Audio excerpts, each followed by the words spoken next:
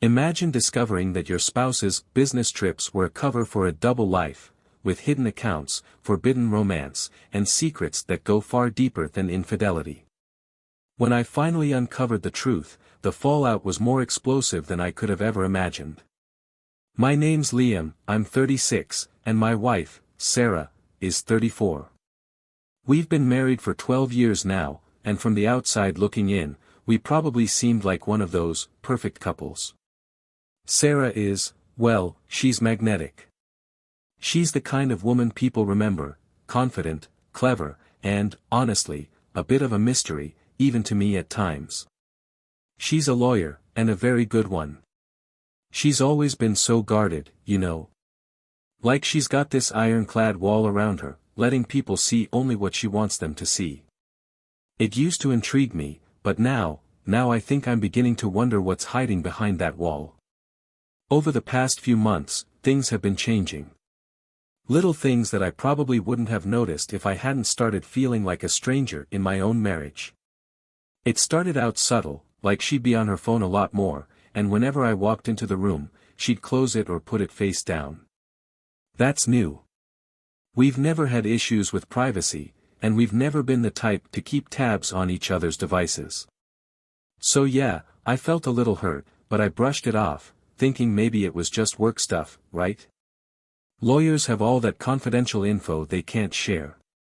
But it wasn't just the phone. Sarah's been staying later at the office. Again, not totally out of the blue, she's always worked hard. But when she started coming home after midnight, a couple of times a week. I'll admit, that's when I started feeling like maybe I was missing something. So, a few nights ago, I finally asked her about it, trying to keep things casual. I said, "Late night again?" She barely looked up from her phone and just mumbled something about a difficult client. Then, she looked at me with this annoyed expression, like I was the one being difficult for asking. And that's when I felt this pang, like a warning I didn't want to hear. It's like we're roommates these days. There's no warmth, no laughter, no connection. And here's the kicker, she's a professional at dodging questions. Every time I try to bring up how distant she's been, she has a quick response, some excuse, like she's rehearsed it. It's as if she's become a master at keeping me just on the edge of the truth. And it's driving me crazy. So, after that cold exchange with Sarah, I tried to convince myself I was overthinking it. We've been together over a decade, and she's always had that calm, put-together vibe. She never seemed like someone who'd hide something. But, no matter how much I tried to shake it off, that feeling just wouldn't go away. A few days later, things got even stranger. It was a Saturday morning, and Sarah's usually in no rush. She'll lounge around in her pajamas, sipping coffee, reading, typical weekend stuff. But that day, she was up and out by 8 a.m., wearing this sleek outfit I'd never seen before. When I casually asked if she was heading to the office, she just gave me a quick nod and left without any real explanation. Later that afternoon, she was still out, so I figured I'd check her phone for any new apps or strange texts. Now, before you judge me, this wasn't something I wanted to do, but the thought that something was off just wouldn't leave me alone. So, I looked around and found she'd left her phone on the kitchen counter, something she almost never does anymore. I picked it up, but when I tried to open it, there was a new passcode. Now, Sarah has always been casual with her phone, we've known each other's passcodes since forever, so this threw me. She hadn't even mentioned changing it. It felt like just another piece in this strange puzzle that was starting to take shape. By the time she got back home that evening, I felt like my head was spinning. I had a million questions, but when she walked in, she looked worn out, like she didn't even want to see me. She just mumbled a quick, "Hey," and went straight into the shower, locking the door behind her. I don't know what to do anymore. Every instinct is telling me something's wrong, but I feel like I'm on the edge of a cliff, too afraid to look down. That night, I couldn't sleep. Every little thing Sarah had been doing, the new clothes, the perfume, the mysterious trips out of the house, just kept running through my mind. I lay there in the dark, replaying all the small moments that suddenly felt like clues, like pieces of a story I didn't want to see. The next day, Sarah was back to her usual self, as if nothing was wrong. She went through her Sunday routine, morning yoga, grocery shopping, cooking. But that nagging feeling wouldn't go away. I kept watching her, looking for any small sign that could explain what was going on. Then, something happened that threw me completely. Around 9 p.m., as we were watching TV, Sarah's phone rang. She looked at the screen and, without a word, stood up, grabbed her phone, and walked out of the room. She didn't take calls in private, ever. My heart started racing, and I could feel myself tensing up. I muted the TV and listened as hard as I could, but I could only catch fragments of her conversation. All I heard was her saying, "No, not tonight," followed by a long pause, then a softer, "I miss you too." I don't think I'd ever felt my stomach drop like that before. I miss you too. Who was she saying that to? My mind went into overdrive. I wanted to storm into the other room and demand answers right then and there, but something held me back. I felt frozen, like my brain and my body were in two different worlds. When she came back a few minutes later, she had this casual look on her face, like nothing had happened. I tried to act normal, but I must have looked tense, because she gave me this small, questioning smile and asked, "You okay?" All I could manage was a nod. I didn't trust my voice, and honestly, I didn't know what I'd say even if I did. But in that moment, I knew I couldn't just sit by anymore. This was more than my imagination, something was going on, and I had to find out what it was. After that call, everything felt different. I was still in shock from hearing her say, "I miss you too." The words echoed in my head over and over. I needed to know who she was talking to, but every time I thought about asking her, a part of me just couldn't do it. What if she denied it? Or worse, what if she lied straight to my face? So, I decided to try something else. I knew it wasn't exactly right, but I needed to know what was going on. I figured I'd keep an eye on her phone somehow. I just had to be patient and wait for an opportunity. Part of me hated myself for even thinking like this, but I couldn't just let it go. I wasn't crazy, I was sure of it. The opportunity came the next day. Sarah was getting ready for bed, and she left her phone charging in the living room. As soon as I heard the water running from the shower, I got up, walked over to the living room, and picked up her phone. My hands were shaking as I held it.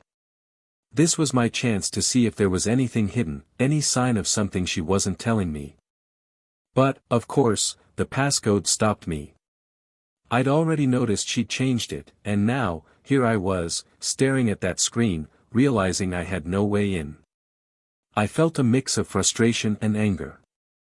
But then, an idea came to me, I could just guess. We'd been together so long, maybe she used something meaningful. So I tried the usual suspects, our wedding date, her birthday, my birthday. Nothing worked. My stomach twisted tighter with each failed attempt. I knew I couldn't keep trying without locking myself out, so I stopped.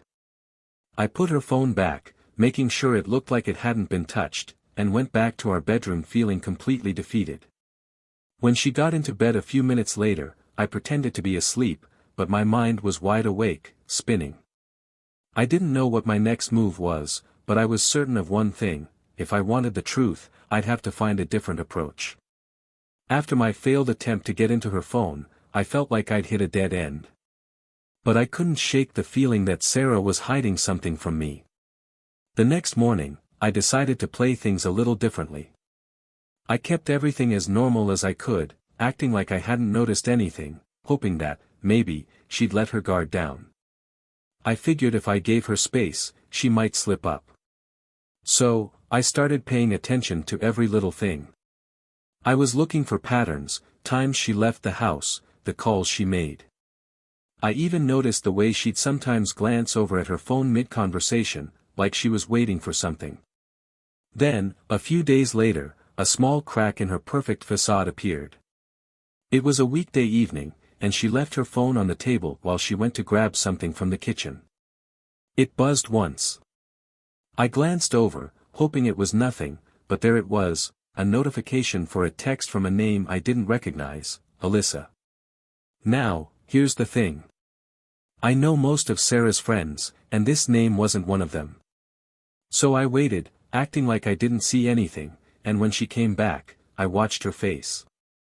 She didn't even glance at me, just picked up her phone, saw the text, and immediately put it back down, face down.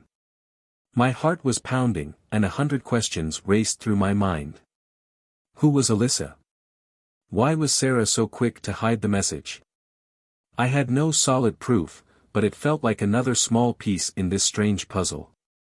I thought about asking her outright, but I knew she'd deny it or make me feel like I was being paranoid. I had to be smarter about this. So, I decided to wait and see if I could find out more about Alyssa. It was the next day when everything started to spiral. Sarah had gone out for an appointment in the evening, leaving me at home alone. I don't know why, but something about her sudden need to leave felt forced, like she'd come up with the excuse on the spot. As soon as she walked out the door, I grabbed my own phone and opened up our Find My app. We had both shared our locations years ago for convenience, and I'd honestly forgotten about it, until now. I pulled up her location and watched the little dot move. At first, she was heading toward what I thought was her office, but after a while, the dot veered off in another direction, toward a part of town I didn't recognize. I felt my pulse quicken as she finally stopped, at some random address in a residential neighborhood. I stared at the screen, unable to believe what I was seeing. This wasn't just a work appointment. My heart sank. I knew I could no longer sit back and make excuses for her. So, I decided to do something I never thought I'd have to do. I got in my car, and I drove. The whole drive was a blur, my thoughts racing between anger, confusion, and a sense of dread I couldn't shake. When I pulled up to the address, I parked a little ways down, far enough to avoid being seen. And that's when I saw it, Sarah's car, parked in the driveway of a modest-looking house with the lights on inside. I waited there, staring at that house, torn between storming up to the door and staying hidden.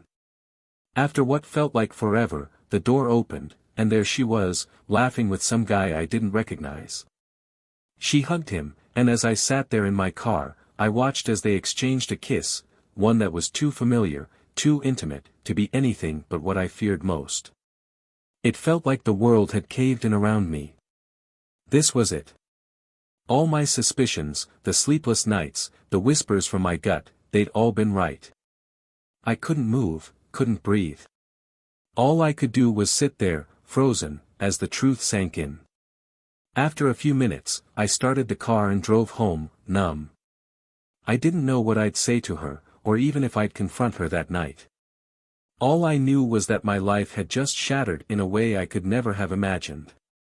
I was sitting there in the dark, still reeling from the sight of Sarah in that man's arms, when the door of the house opened again. Out she walked, her arm around him as if she didn't have a husband waiting at home. My heart raced as I watched them laugh and exchange a few more words, totally oblivious to the fact that I was right there, just a short distance away. Then they got into his car, an older, dark sedan I'd never seen before, and drove off. Before I even had a chance to think, I found myself following them. I kept a safe distance, not wanting her to spot my car in the rearview mirror, but close enough that I wouldn't lose them. My pulse was pounding, and my hands were gripping the wheel so tightly my knuckles went white. Then, as if to twist the knife a little deeper, my phone vibrated with a new message. It was from Sarah. "Hey, honey, I just found out I need to go out of town tonight for a last-minute work trip. I'll be home late tomorrow. Sorry for the short notice." I stared at the message, feeling like I'd been punched in the gut. She had the nerve to lie to me, to make up an urgent business trip, while she was riding off into the night with someone else. I took a deep breath, trying to keep my emotions in check, and replied with a simple, "Okay, be safe." As soon as I hit send, I felt a strange mix of rage and sadness wash over me.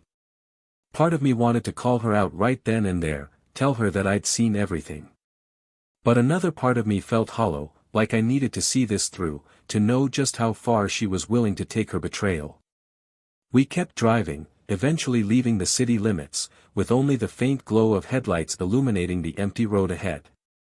I didn't know where they were going, but I knew I wasn't turning back. I was determined to find out just how much of my life had been a lie. The drive seemed endless, with every mile unraveling what I thought I knew about my wife, my marriage, and even myself. After a long, silent drive through back roads and empty highways, the car finally turned down a narrow lane leading to a secluded, upscale hotel. It was one of those places designed for a getaway, the kind with lush landscaping, private cabins, pools, and saunas. A retreat for couples looking to escape the world for a day or two. I parked far enough away to avoid notice, keeping an eye on them as they got out of the car. They seemed at ease, laughing as they made their way toward the hotel entrance. Sarah looked completely relaxed, like she had left her entire life behind the moment she set foot here. My heart pounded, and for a moment, I hesitated. Part of me wanted to turn back, to convince myself I was just imagining all of this. But seeing her with him, acting like they were on some romantic getaway, made it painfully real. I couldn't leave. I had to know what was going on, even if it shattered whatever illusions I still had about our life together. I waited a few minutes to avoid being spotted, then got out of my car and walked into the lobby, doing my best to look casual. The receptionist looked up, and I quickly asked if any rooms were available for the night. I must have looked shaken because she glanced at me a bit oddly, but thankfully, she handed me a room key with no questions asked. My room was on the opposite side of the building from theirs, so I had a view of the grounds and the glimmer of the pool area beyond. Once I was inside, I paced the room, heart racing, thoughts swirling in all directions. They were here, spending the night together in this quiet little oasis. And I was just a few rooms away, watching it all unfold in real time. The emotions hit me like waves, anger, sadness, betrayal. But I knew I wasn't leaving. I needed to see this through, even if it meant staying up all night. For the first time, I wasn't going to let her lies hide in the shadows. This time, I'd see everything. It was late, past midnight, and I was lying on the bed in my darkened room, the weight of everything pressing down on me. Just when I thought the silence would drive me mad, a faint sound drifted through the night, a woman's laughter, light and familiar. My stomach twisted as I got up and stepped quietly to the balcony, not sure what I'd see but needing to know. Below, near the pool area illuminated by soft lights, there they were, Sarah and her business trip. They were in the water, splashing, laughing, completely absorbed in each other. Every so often, they'd embrace, kiss, or just gaze into each other's eyes like two people who had all the time in the world. The carefree way she moved, how happy she looked, like she was someone else entirely. I felt my pulse race, and a knot tightened in my chest as I fumbled to pull out my phone and start recording. Every moment of it was like a knife twisting deeper. Her laughter echoed up to where I stood, a painful reminder of the person I thought I knew but clearly didn't. I captured it all, the hugs, the kisses, the way she floated in his arms. Part of me felt sick to do it, but I knew I'd need this proof.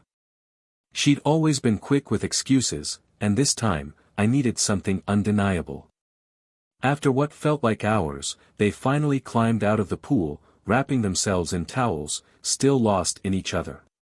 They walked slowly back toward the hotel entrance, hand in hand, oblivious to anyone else around. I knew I had to follow. I waited until they were inside, then slipped quietly out of my room, keeping my distance.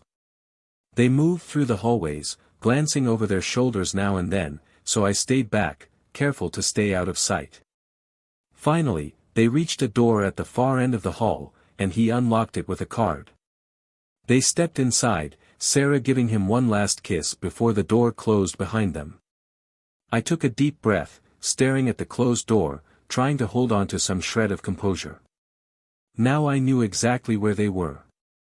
I turned and headed back to my own room, phone clutched in my hand, the evidence of her betrayal still fresh on the screen. I stood there in the empty hallway, staring at the door to her room, adrenaline still rushing through me. For a second, a dark thought crossed my mind, just storming in, confronting them right there, making her face the truth with no room for excuses. But I stopped myself, gripping the phone tighter. No, that would be giving her too much power, too much of a reaction. Acting on impulse would just make things worse, and I knew it. I took a deep breath, reminding myself I needed a plan. This wasn't just about satisfying my anger, it was about making sure she couldn't lie or manipulate her way out of it, about setting things up so that, in the end, the truth would be undeniable. When I got back to my room, I packed my things and lay down, though sleep was the furthest thing from my mind. I kept replaying what I'd seen, her carefree laughter, the way she kissed him, as if I were the last person on her mind. The images felt like acid in my veins, but I kept my resolve. I wasn't going to let her actions destroy me. As dawn broke, I checked out of the hotel, not wanting to risk her seeing me. On the drive home, I started piecing together my plan, step by step. The first thing was clear, I needed a solid case against her, one she couldn't deny or twist. This time, she'd face her lies with no escape. Back home, I took a deep breath and opened my laptop.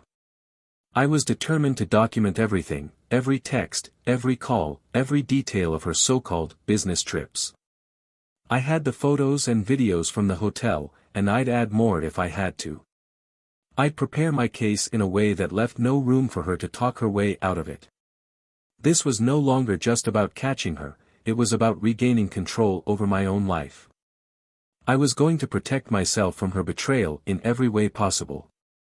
And I wasn't about to let emotions stand in the way of seeing this through. After that gut-wrenching night at the hotel, I knew my next move was critical.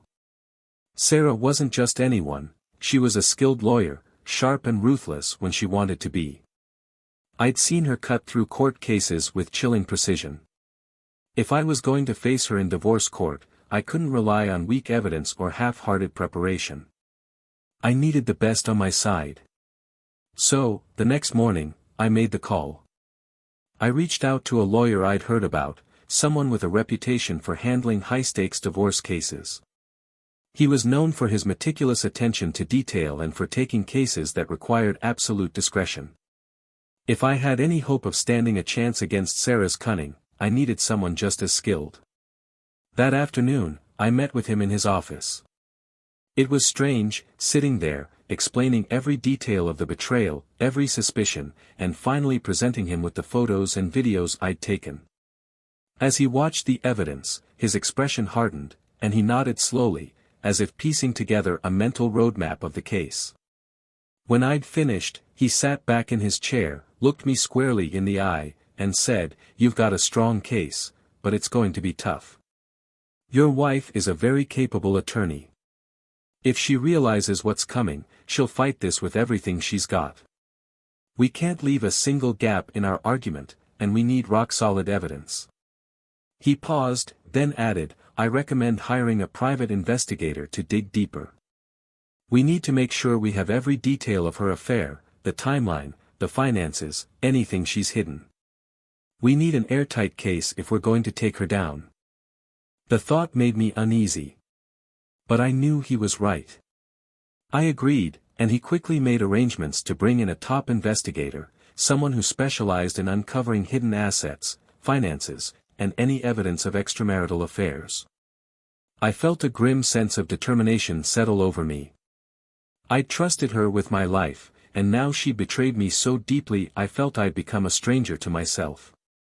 In the meantime, I spent hours with my lawyer going through our finances, our assets, and every aspect of our life together.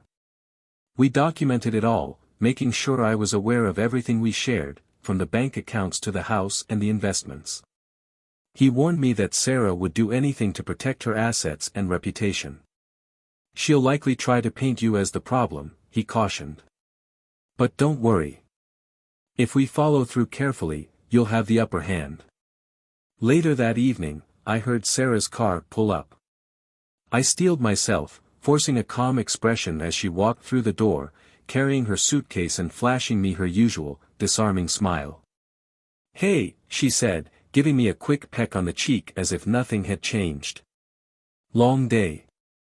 I'm exhausted." I swallowed the bitterness rising in my throat and forced a casual tone. "So, how did the business trip go?" She shrugged, heading to the kitchen to pour herself a glass of wine. "Oh, you know, the usual. Meetings, a few late nights. I'm glad to be back, though. It was so exhausting. The client was a nightmare." She chuckled, shaking her head, then looked at me, fully expecting me to believe every word. I nodded, doing my best to look like a trusting husband. "Glad you're home," I said. The words felt like poison.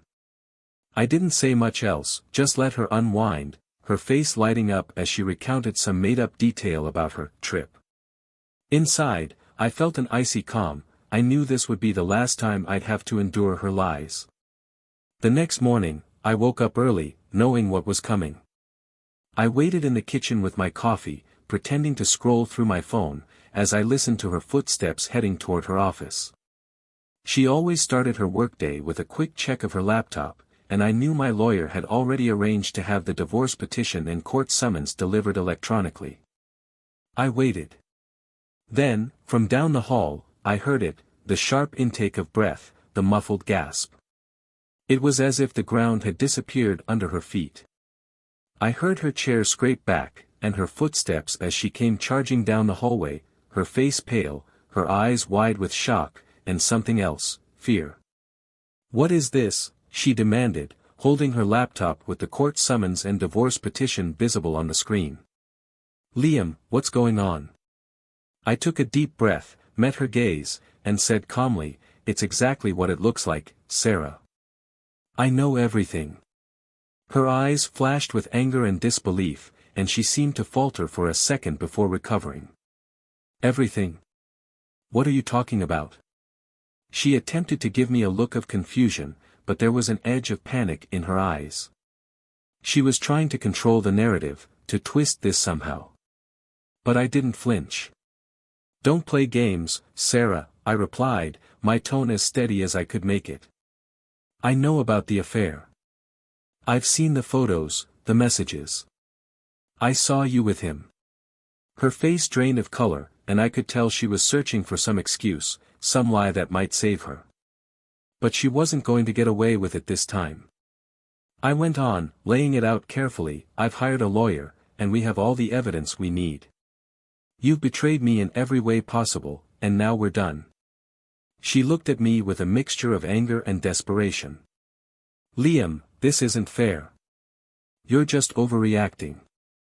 We can talk about this, we can." "Overreacting?" I cut her off, barely containing my anger. "You lied to me, you cheated on me, and you've been living this double life for who knows how long. And you think this is an overreaction?" I shook my head, a cold resolve filling me. "It's over, Sarah. You made your choice." She seemed to realize, finally, that there was no talking her way out of it. Her face twisted with rage, and she spat, "Fine. If this is how you want it, don't expect it to go easy. I'll fight you on every single thing, Liam. I'll make sure you get nothing." I let her words hang in the air, the final threat of a woman who was grasping at control. I took a deep breath and held her gaze. "Do whatever you need to. But just so you know, I'm prepared for that. My lawyer and I have every piece of evidence we need, and if you want to drag this through the mud, be my guest. I have nothing to lose." She fell silent, her expression hardening. For the first time, I saw the real Sarah, a person who would do anything to get what she wanted, to protect herself, no matter the cost to others. Her mask had slipped, and for the first time, I saw her for who she really was. Without another word, she turned and stormed out of the room, slamming the door behind her. I took a long, steadying breath. The battle had begun, and I knew it wouldn't be easy. But I was ready. The betrayal had already shattered me, and there was nothing left she could do to hurt me any more than she already had. Now, it was time to fight for my own future, my own peace of mind. And this time, I wasn't going to back down. The day of the trial arrived, and I was ready, as much as anyone could be when the person they once trusted the most is now their enemy. Sarah arrived with her lawyer, looking calm, collected, and not at all like a woman who had been caught red-handed. But her expression faltered when she glanced at me. I could see it in her eyes. She knew this wasn't going to be a smooth battle for her, and that doubt alone gave me confidence. My lawyer sat beside me, calm and reassuring, with our case meticulously organized in front of him. He had told me the night before that the private investigator had done more than his fair share, uncovering not only the affair but layers of deception in Sarah's financial activities. As it turned out, she had hidden away funds, filed false documents, and even manipulated clients to cover her tracks. This wasn't just a betrayal of me, it was a betrayal of everything she supposedly stood for as a respected lawyer. With a mountain of evidence, we had the upper hand, and I knew it. But still, Sarah didn't look scared, defiant, maybe, but not scared. Her confidence surprised me, but I remembered what my lawyer had said: when someone's fighting this hard, it's usually because they have a lot to lose. The trial began, and her lawyer was first to speak. I expected him to come out swinging, trying to discredit me, casting me as the paranoid husband who'd gone to extremes. But, surprisingly, his argument was weak. His defense focused on flimsy statements about misunderstandings, claiming that Sarah's business trips were perfectly legitimate and that I had no real proof. The so-called evidence he presented was shallow, just text exchanges taken out of context, vague statements from colleagues who couldn't remember specifics. I was almost embarrassed for her. Here was the woman I once thought was so clever, represented by an argument that seemed to rely on empty denials and not a shred of substance. Watching it, I realized something: maybe she wasn't as formidable as she appeared. Maybe her whole life, even her career, had been built on bluffs and shadows. When it was my lawyer's turn, he laid out our evidence piece by piece, like a well-crafted puzzle. He began with the documented proof of her affair, our photos, videos, texts. Every detail, every fact was presented in sequence, painting a clear and irrefutable picture. I watched Sarah's expression as each piece was revealed, her face shifting from composure to outright panic. She tried to keep her composure, but her hands were clenched tightly on the table, and she avoided looking at anyone in the room. But it wasn't until my lawyer presented the findings from our private investigator that things took a dramatic turn. The investigator had not only uncovered her hidden accounts but had also exposed records of financial manipulation and possible fraud. She had funneled money into an offshore account, dodging taxes and covering up transactions that shouldn't have existed. Suddenly, the case wasn't just about a divorce, it was about potential criminal charges. I could see her lawyer glance at her, concern etched on his face.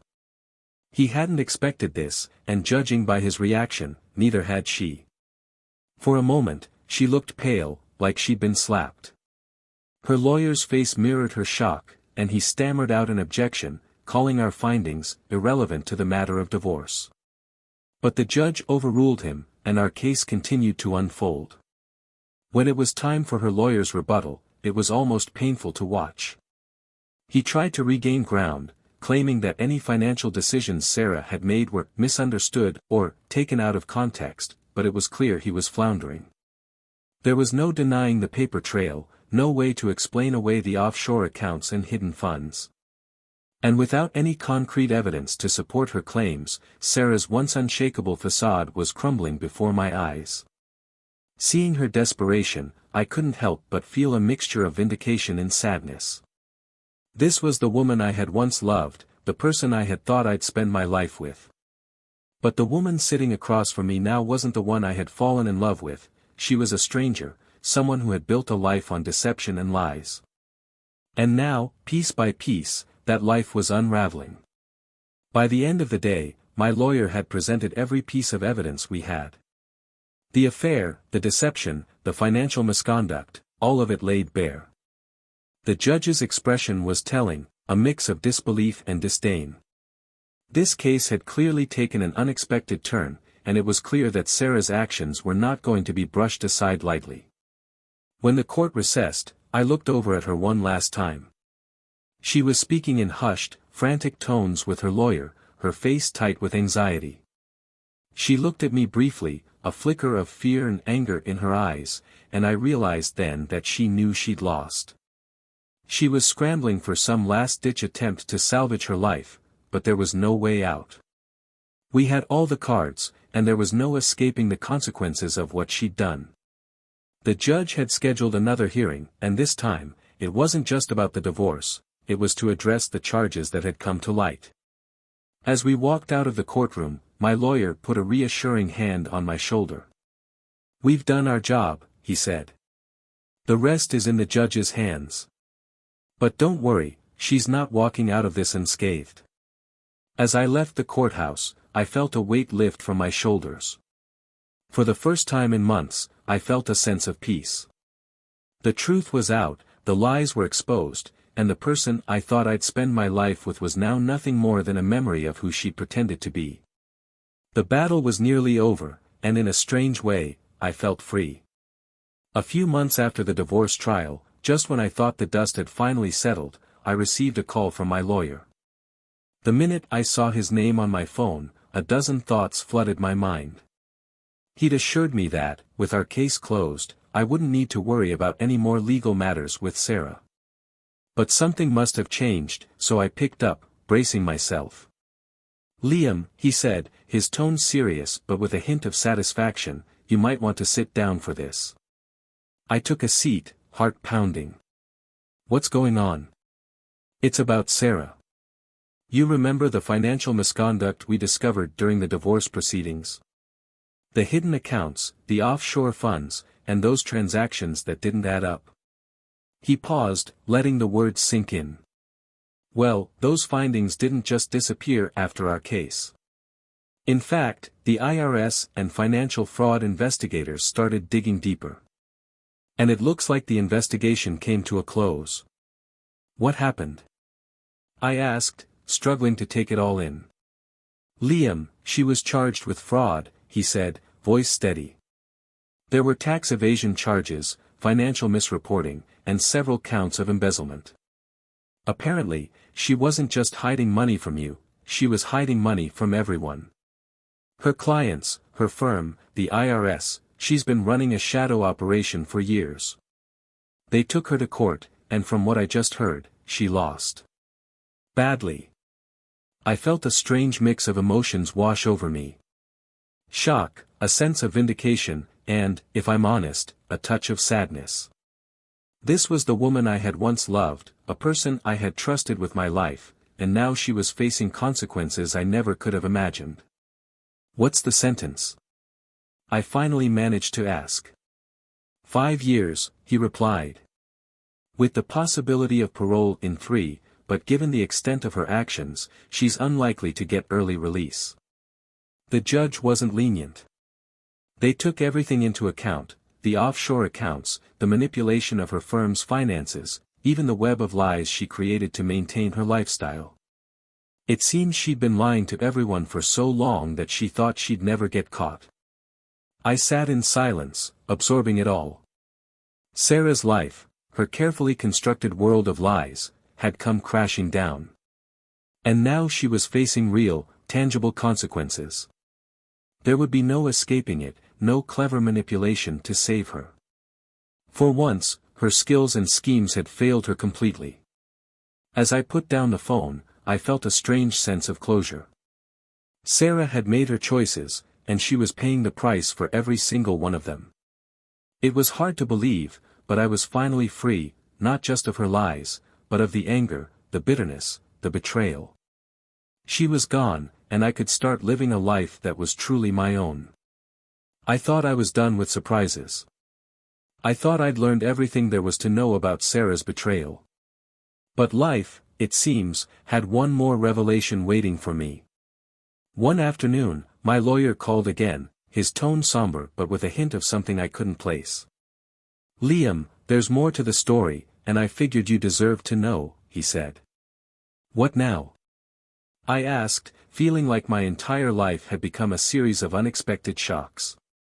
It turns out, Sarah wasn't working alone in her financial schemes. The IRS uncovered that her business trips weren't just for leisure or escape, they were, in part, time spent with her lover, who also happens to be her assistant. My stomach twisted. Her assistant? I'd barely even noticed him in all the time Sarah and I were together, just some quiet guy in the background, handling her documents and managing her schedule. You mean, he was not only her lover but her accomplice? I asked, trying to wrap my head around it. Yes. He was involved in her financial manipulations and helped create the hidden accounts, orchestrating the transfer of funds offshore. When they were caught, he faced charges along with her. But since he wasn't the mastermind, his sentence was slightly shorter. He's looking at 3 years, with potential parole in 2. The final pieces of the puzzle fell into place, and I finally understood the full extent of her deception. The person she'd been working closely with, the one she'd supposedly been relying on to manage her hectic career, was also the person who'd helped her destroy everything we'd built together. Oh, and one more thing, my lawyer continued. Remember, Alyssa? The one who kept texting her late at night? I'd almost forgotten that name, the texts that had initially seemed harmless but became the beginning of my suspicions. Yeah, what about her? Alyssa is the assistant's sister. Apparently, she was aware of their affair and covered for them. They used her name to keep things under wraps, giving Sarah someone to turn to whenever she needed an excuse. The entire operation was a web of lies, and they all thought they were untouchable. I felt a strange, hollow ache at the finality of it all.